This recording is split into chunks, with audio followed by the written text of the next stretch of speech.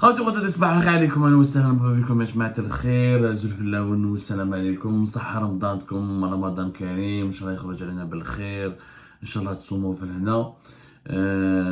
Tous mes vœux de bonheur, de prospérité, de félicité, d'épanouissement et de joie pour ce ramadan à l'ensemble des musulmans du monde entier et particulièrement à nos compatriotes, nos sœurs algériennes, nos frères algériens, qu'ils soient établis sur le territoire national ou qu'ils soient établis à l'étranger à travers ce vaste monde que nous essayons d'explorer ensemble chaque jour en essayant d'offrir à notre pays, cette chère Algérie, des perspectives et des nouveaux horizons d'ouverture qui sont tant nécessaires pour son développement.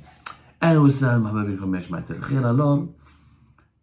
on va commencer ce ramadan par une prise de conscience que nous allons saluer. Enfin, il y a de cela 4 ans, depuis 2020, nous étions pratiquement les seuls, ou parmi les seuls journalistes et parmi les seuls médias à faire de la critique, à remettre en cause le fonctionnement actuel du régime, à mettre en garde contre les conséquences désastreuses des bêtises produites par des bêtises des dirigeants algériens du régime Tebboune. On a toujours dit que le nouveau régime post-Bouteflika ou la post-Hirak n'était pas à la hauteur des attentes, n'était pas à la hauteur des enjeux du développement de l'Algérie, que le pays va souffrir de ce nouveau régime, qui est un régime basé sur l'incompétence, sur le clanisme, sur la vengeance, sur la brutalité, sur la répression, sur la persécution, que ces pratiques qui ont été l'instrumentalisation politique de la justice et que ces pratiques vont conduire l'Algérie à une impasse et que vous allez voir d'ici la fin du mandat de Tebboune en 2024, on va se retrouver avec une situation politique, économique et socio-économique extrêmement difficile et dangereuse pour le pays. J'étais le seul à le dire pendant ces 4 dernières années. Et aujourd'hui, il se trouve que des personnalités politiques se réveillent et commencent à dire le même discours ou à reproduire notre discours et commencent à rejoindre notre camp. C'est quoi? On n'a pas le camp, pas le clan. Il y a une différence entre le clan et le camp. Le clan, c'est un regroupement d'individus et de personnalités mus par des intérêts mercantiles, personnels et pour des considérations mercantiles, individualistes, alors que le camp, c'est un regroupement de personnes qui ont une certaine idéologie, des valeurs morales, une certaine perception du monde et qui défendent un projet et qui sont un projet qui est au service de l'intérêt général du pays. Rien la différence entre le camp et le clan. Là, nous sommes le camp du changement. Le camp du changement, c'est-à-dire nous avons été depuis 2020 parmi les rares voix qui ont mis en garde contre les dérives de cette nouvelle Algérie, des dérives autoritaires, brutales, des dérives individualistes, des dérives égoïstes. On a toujours dit que la brutalité, la violence dans laquelle cette nouvelle Algérie est née, dans la vengeance, dans le déboulonnement de l'ancien système, dans le nihilisme et la radicalité, c'est extrêmement préjudiciable pour l'avenir du pays. Nous y sommes aujourd'hui. 2 personnalités politiques en une semaine sont montées au créneau pour adresser des critiques très sévères au régime de Tebboune, des critiques à peine déguisées et qui évoquent les enjeux des élections présidentielles de décembre 2024. D'abord, Sofiane Djilali qui s'est exprimé Al-Watan. Sofiane Djilali après temps de silence. Sofiane Djilali le 10 mars 2024, donc hier, son interview Al-Watan a été publiée. Sofiane Djilali, je rappelle, en 2021, il s'est beaucoup rapproché du régime Tebboune. En 2022, il a même essayé de le soutenir. En 2023, il espérait même qu'il allait peut-être faire partie du gouvernement. Alors, il a été rapidement éjecté par le système Tebboune et Sofiane Djilali a vite compris que le système Tebboune n'est pas inclusif, ne cherche pas à partager le pouvoir, ne cherche pas à construire une nouvelle Algérie. Il veut juste au contraire monopoliser le pouvoir, brutaliser l'Algérie, la dominer. Il a pris beaucoup de ses distances, il a même disparu des radars. Et le voilà maintenant dans une interview au Watan qui fait le constat amer de la situation actuelle dans notre pays. Un pays paralysé, immobile, de plus en plus pauvre, répression et persécution ont totalement anesthésié la société algérienne. il a parlé des élections présidentielles. Il a dit qu'il a effectivement des ambitions personnelles, mais que sa participation aux élections n'a pas été encore tranchée, que son parti djihadiste n'a pas encore décidé. Mais ceci dit, par honnêteté, il a reconnu que la situation du pays, elle est extrêmement inquiétante. Il a parlé de société civile qui est inféodée, artificielle et très fragile, des médias qui sont inhibés et largement stérilisés. Et ensuite, il a dit qui est responsable de cette situation. Notre système politique, a-t-il répondu, a été conçu avec le souci premier de sa propre sécurité. Il a parlé de changement de système. Grâce à Sofiane Djellali s'est réveillé, il parle de changement de système, il a dit qu'il faut vraiment penser à quelque chose de nouveau, un système politique qui offre la sécurité et la stabilité, mais en même temps qu'il soit capable d'intégrer de nouvelles énergies, de nouvelles idées. Donc, il parle directement de changement, il a dit que l'Algérie a besoin d'un grand bol d'oxygène. Après le Hirak, la société bouillonnait de créativité, d'ambition, légitime et de rêve. Peu à peu, tout s'est érodé. Les bonnes volontés ont été dissuadées, les vieux réflexes ont refait surface. Donc le bilan, il est clair pour M. Sofiane Djellali. Il reconnaît Ajma'a, depuis l'Algérie post-Hirak est une Algérie qui est décevante, qui est alarmante, qui est immobile. Il a même appelé à l'ouverture du champ médiatique pour aider les Algériens à reprendre confiance. Et regardez ce qu'il a dit. Il a critiqué clairement le bilan de Tebboune. Et c'est la première fois que, quand même, Sofiane Djellali a critiqué Tebboune, alors qu'en 2022, il l'a rencontré. Il a essayé même d'être l'un de ses partisans. Il a appuyé à maintes reprises sa politique. Sofiane Djellali en 2021, il avait même défrayé la chronique parce qu'il avait démenti l'existence. En 2020 plutôt, il avait démenti l'existence de détenus politiques. Il s'est rapproché. C'était plus le Sofiane Djellali virulent à l'époque de Bouteflika, etc. En mai 2022, il a rencontré donc il a rencontré Abdelmajid Tebboune. Il l'avait déjà rencontré, je crois, en 2021. Il l'a rencontré au moins à 2 reprises. Si je ne me trompe pas, il l'a rencontré au moins en 2021. Voilà. Je pense qu'il l'a rencontré au moins, voilà, en 2022. Et si je ne me trompe pas, il l'a rencontré en 2021. Mais bon, passons, peu importe ce détail. En tout cas, Sofiane Djellali a changé de discours et il s'est réveillé. Il a rejoint donc ses voix politiques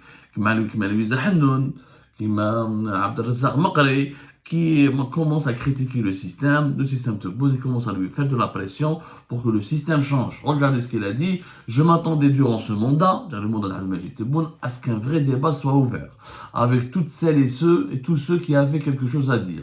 Je l'ai réclamé à plusieurs reprises. En vain, nous avons encore quelques mois avant la liste des candidats aux élections présidentielles 2024 ne soit arrêtée. Une véritable ouverture du champ médiatique peut aider les Algériens à reprendre confiance. Donc, il est déçu, M. Sofiane Djellali. Il est déçu. Dans le même entretien, il parle ensuite de la situation politique, de la situation économique du pays. Il estime que ce n'est pas normal ce que l'Algérie est en train de vivre, que l'Algérie devrait avoir une croissance économique de plus de 6 ou 8%. L'Algérie doit viser 8 ou voire 10% de croissance. Il a parlé de la situation des blocages préjudiciables, des entreprises qui souffrent de la corruption.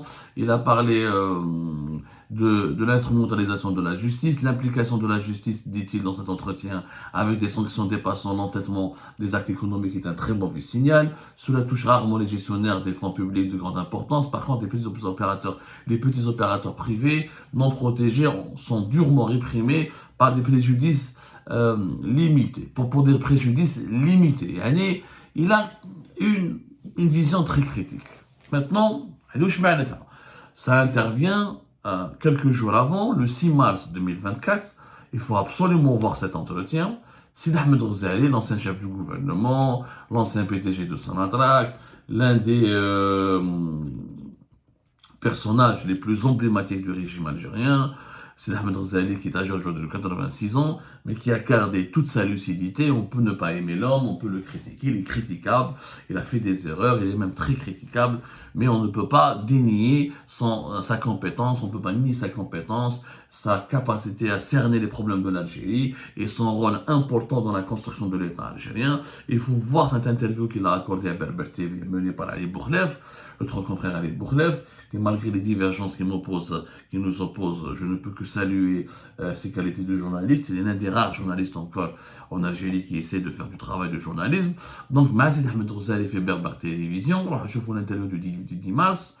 Donc, Monsieur Sidi Ahmed Ghazali a parlé de son parcours quand il était ministre des Affaires étrangères entre 89 et 91, quand il était ministre des Finances entre 88 et 89, quand il était ministre de l'Hydraulique entre 79 et 81, quand il était ministre de l'Énergie de 77 à 97, quand il était surtout PDG de Sonatrach de 66 à 77. Il a donné, je vous l'interview de Sidi Ahmed Ghazali est une critique magistrale. Sidi Ahmed Ghazali, il est très fin. On peut ne pas l'aimer cet homme, on ne peut ne pas l'apprécier, mais on ne peut pas ne pas reconnaître sa finesse, sa classe et sa pertinence. La vidéo, l'interview les à Berber Télévision, une vidéo d'après mes informations qui a été raccourcie parce qu'ils ont parlé pendant 2 heures. Au moins, voire plus. Ensuite, beaucoup de ces propos ont été raccourcis, ils ont fait un montage qui a donné finalement un produit final, qui a donné finalement un contenu final de 1h19 minutes. Mais pendant 2 heures, même pendant ces 1h19 minutes, Sidi Ahmed Ghazali a fait une autopsie du système Tebboune. Il était très intelligent, il n'a pas critiqué, il n'a pas remis en cause Tebboune directement, frontalement. Il s'est attaqué à lui de la façon la plus intelligente, en le comparant à Boumediene. Parce qu'Abdelmajid Tebboune se prend pour un deuxième Boumediene, il développe la même vision politique, le souverainisme, le nationalisme, le prestige sur la scène internationale, la sévérité, la force de défendre des principes de l'Algérie à l'étranger, l'attachement au développement social, l'attachement au principe de la révolution de novembre. Et Sidi Ahmed Ghazali a répondu à Abdelmajid Tebboune, lui a donné une véritable leçon politique en le comparant à Boumediene. D'abord, qu'est-ce qu'il a dit Sidi Ahmed Ghazali? Boumediene, il avait une capacité d'écoute. Boumediene, il écoutait. Et surtout, il protégeait les cadres, il écoutait les cadres et les intellectuels, il protégeait les cadres compétents. Il a raconté son expérience avec Boumediene, comment Boumediene l'écoutait, comment il arrivait à convaincre Boumediene, comment Boumediene acceptait la contradiction, accepter la remise en cause, comment Boumediene était en train de suivre les projets, cette capacité d'écoute. Mais regardez, regardez comment les cadres de son attaque sont traités aujourd'hui.